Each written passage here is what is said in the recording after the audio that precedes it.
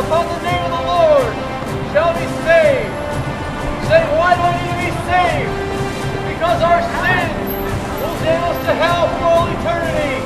But God is not willing that any should perish, but that all should come to repentance. Jesus Christ is the standard, and Jesus Christ is the Savior. Believe on the Lord Jesus Christ, and thou shalt be saved.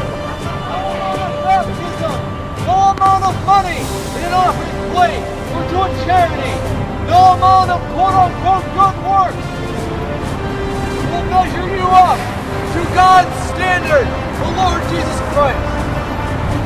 Much religion will not profit. Good works will not profit you. Your baptism, your denomination, your church membership.